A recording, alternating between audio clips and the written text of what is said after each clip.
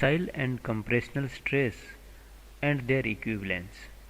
तनन व संपीड़न प्रतिबल व उसकी तुल्यता।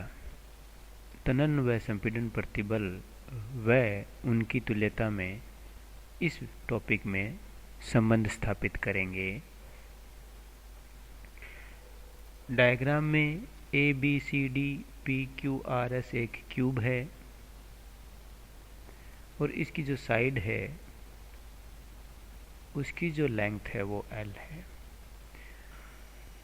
क्यूब की साइड L है तो इसके किसी भी फेस जैसे ए बी सी डी लें या फिर ए बी क्यू पी ऊपरी तल लें तो इन सब का जो एरिया होगा वो L स्क्वायर के इक्वल होगा। एक डायगोनल सरफेस की बात करें जो डायग्राम में दिखाया हुआ है, ये वाला क्रॉस मान लें या स्लिप मान लें या स्लाइडर मान लें, एक किस्म से इस भाग का एरिया कितना होगा। तो क्योंकि ए पी तो एक भुजा है उसकी लंबाई L होगी और ए सी जो है वो एक डायगोनल है या विकर्ण है, तो क्योंकि इसकी भी भुजा L है ये भी L है तो ये जो है पाइथागोरस थ्योरम से इसकी जो लेंथ है वो √2 × L हो जाएगी। तो फिर जो ये एरिया बचा इसका ए पी आर सी जो सरफेस है ए पी आर सी, इसका जो एरिया मिलेगा वो हो जाएगा L × √2L, that is √2 × L square. इस क्यूब के ऊपरी surface A P Q B A पर एक स्पर्शीय बल F जो है वो लगाया जाता है और ये जो नीचे का पेंदा या तल है बॉटम जो है SRCD वो जो है वो स्टेशनरी है, रुका हुआ है। तो इस ऊपर वाले स्पर्शीय बल F के कारण जो इस पे शियर स्ट्रेस लगेगा उसकी वैल्यू होगी force by area, that is force by L square. क्योंकि जो ए पी क्यू बी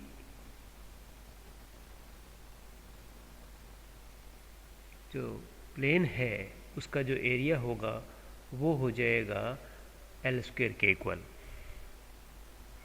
अब क्योंकि निचला तल इसका स्थिर है जिससे इस पर जो रिएक्शन के कारण इक्वल और अपोजिट जो है वो फोर्स इस पे डेवलप होगा और यह जो इसमें जो फोर्स डेवलप होगा प्रतिक्रिया के रूप में वह बल जो है एक बल युग्म बनाएगा और जो इसे ऑब्जेक्ट को जो है वो क्लॉकवाइज डायरेक्शन में घुमाने का प्रयास करेगा। मतलब इसमें इस डायरेक्शन में फोर्स F जो है वो डेवलप हो जाएगा।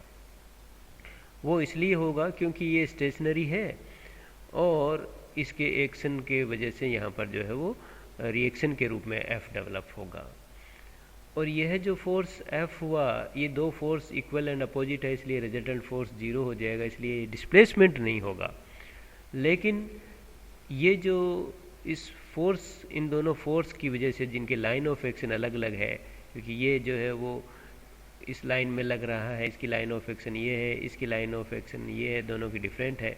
तो इस डिफरेंट के कारण इस पे जो है वो एक टॉर्क लगेगा, बल आघूर्ण लगेगा और वो जो टॉर्क की वैल्यू होगी, मैं इसको क्लॉकवाइज टॉर्क कह रहा हूँ, तो टॉर्क जो क्लॉकवाइज होगा उसकी वैल्यू होगी F × AD, क्योंकि इन दोनों फोर्स के बीच की जो ये डिस्टेंस है वो AD के इक्वल है। तो फोर्स × L ये इसको क्लॉकवाइज घुमाने का प्रयास करेगा। अब ये बॉक्स जो है वो रोटेट नहीं हो रहा, तो जरूरी है कि जो दो और प्लेन या फेस बच गए APSD और BQRC, इनमें भी ऐसा फोर्स डेवलप होना चाहिए जो एक बल युग्म पैदा करे और वो जो ये क्लॉकवाइज है उसके अपोजिट एंटी क्लॉकवाइज लगाए और उसकी वैल्यू जो है वो हो जाएगी F dash into A B, that is F dash into L. और इसकी वैल्यू भी टीसी के इक्वल होनी चाहिए, जिससे कि रोटेट नहीं होंगे, दोनों एक दूसरे को कैंसिल आउट कर देंगे। तो यहाँ से ये पता चलता है कि एफ की जो वैल्यू है वो एफ डैश के इक्वल है। इस प्रकार जो एफ डैश है वो एफ के इक्वल ही है।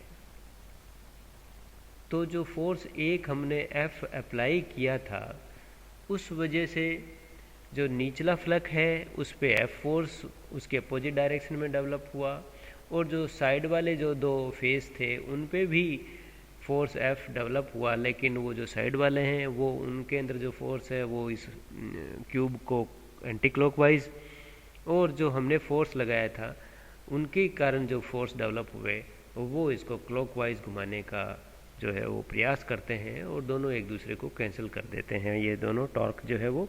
इसलिए F equal to F dash होगा। जब क्यूब के निचले सरफेस को स्थिर रखकर ऊपरी सरफेस पर टेंजेंशियल फोर्स लगाया जाता है, तो क्यूब के जितने भी फेसेस हैं उन सब पर स्पर्शी बल जो है वो इस प्रकार उत्पन्न होता है कि जो घन है, जो क्यूब है, वो साम्यावस्था में रहे। ए बी और जो सी बी पर लगे बल जो है, ए बी पर जो बल है वो एफ है, सी बी की दिशा में भी बल एफ है, तो इन दोनों बलों का जो रिजल्टेंट है वो होगा √2F। इसी प्रकार डी डैश बल पर जो बल लगता है, इसी प्रकार सी डी और ए बी पर लगे बल जो हैं, एफ और एफ जो बल लग रहे हैं, उनका परिणामी भी जो है वो √2F होता है। और इस √2F बल की दिशा जो है वो बी डी दिशा में होती है। तो जो बी डी विकिरण पर जो बल लगे हैं उनकी बात करें तो बी डी विकिरण पर जो फोर्स लग रहे हैं वो फोर्स √2F वो टेंसाइल फोर्स की तरह काम कर रहा है, और जिसके कारण इस डायगोनल की जो लंबाई में वृद्धि हो जाती है। ये बल जो है AOC प्लेन के परपेंडिकुलर हैं। जो तल QBDS है जो शेडेड पोर्शन से दिखाया गया है, इस तल पर जो फोर्स लग रहा है टेंसाइल फोर्स, उसकी वैल्यू है √2 F, जो कि डायग्राम में दिखाई गई है। वह इस वाले जो स्लाइड मान लें इसको, और इसका जो एरिया है वो एरिया की वैल्यू है √2 L²। तो इससे जो टेंसाइल स्ट्रेस की वैल्यू होगी वो होगी फोर्स बाय एरिया। तो फोर्स तो है √2F और एरिया जो है वो है √2 L²। √2 से √2 कैंसिल आउट हो जाएगा, और इससे जो टेंसाइल स्ट्रेस की वैल्यू मिलेगी वो होगी F/L²। इसी प्रकार AC जो डायगोनल है उस पे बात करें तो AB दिशा में फोर्स F है और AD दिशा में भी फोर्स F है, तो इन दोनों का रिजल्टेंट जो है वो √2F होगा। इसी प्रकार CB डायरेक्शन में फोर्स जो है F है, CD डायरेक्शन में भी फोर्स F है, तो इन दोनों का रिजल्टेंट जो है वो भी √2F होगा। तो AC में जो √2F फोर्स लग रहा है वो अंदर की ओर है, जिसके कारण इसकी जो लंबाई में है वो कमी होगी, तो विकिरण की लंबाई में कमी हो जाएगी। और यह जो है BD प्लेन के परपेंडिकुलर है, और इस भाग का जो एरिया है वो एरिया जो है वो √2 L² ही होगा।